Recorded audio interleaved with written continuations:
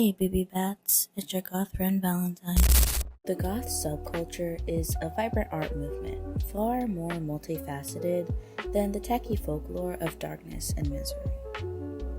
Born of the late 1970s post-punk musical scene, goth is an elaborate interweave of artistic creativity, intellectual refinement, and emotional richness beyond the facile misconceptions of Satanism or terminal despair.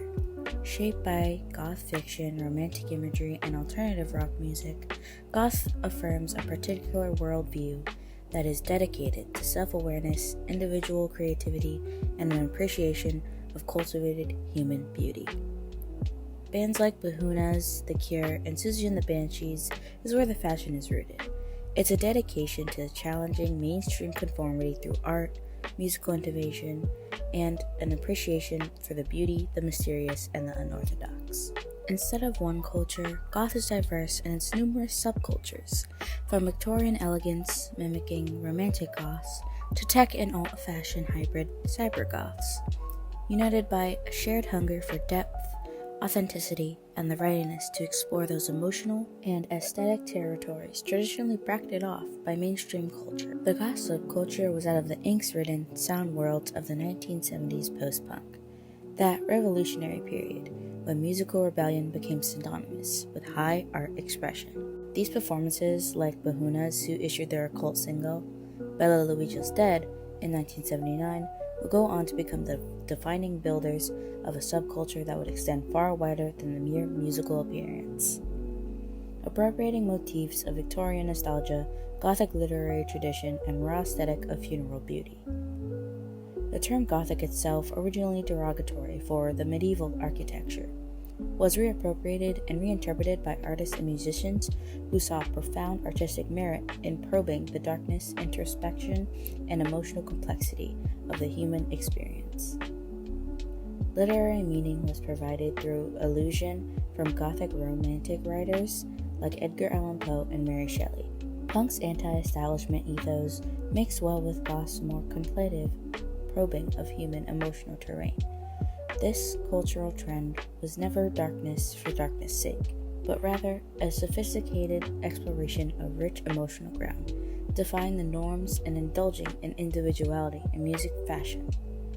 An overwhelmingly self-aware world that avoided mainstream shallowness. Music pulses at the heart of goth culture, as bands like Sisters of Mercy, Voodoo Church, and London After Midnight overflow the sound form into philosophical containers for profoundly self-analytical subculture.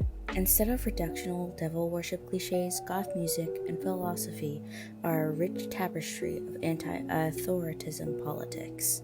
Ascensional questioning and artistic rebellion conceived out of a post-punk rejection of mainstream cultural narratives. Ascensional questioning and artistic rebellion conceived out of a post-punk rejection of mainstream cultural narratives. The goth subculture itself is a kaleidoscope of differing subcultures. Those romantic goths who are captivated by Victorian sentiments, those cyber goths who blend industrial and electronic looks, each a unique interpretation of the darkness, melancholy, and individual expression. Politically, goths are attracted to progressive, anarchist, and highly individualistic ideologies, protesting about personal liberty, resisting conformity, and embracing a vision of emotional integrity. Artistic freedoms are preferred over expectations of conformity. This rich, somber subculture is precisely about fulfilling the seriousness of life and art.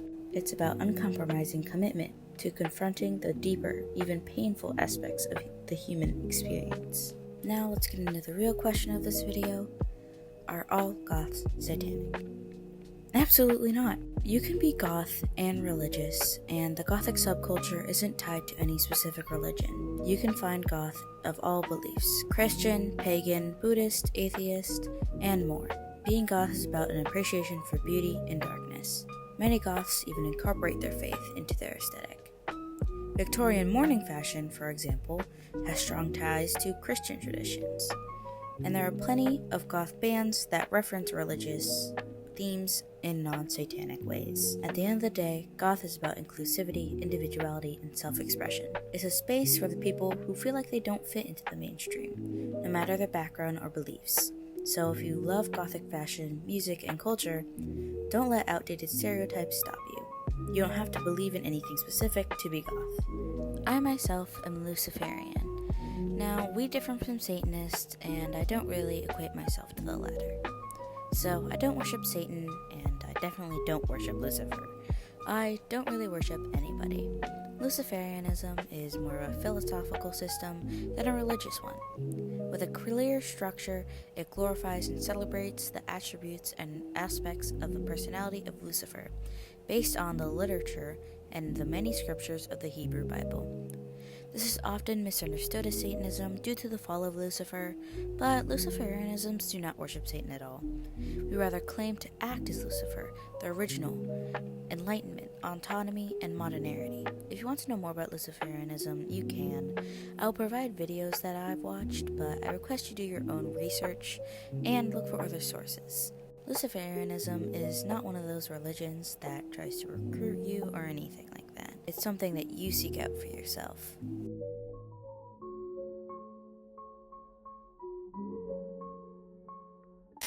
And there you have it. Goth is for everyone and anyone.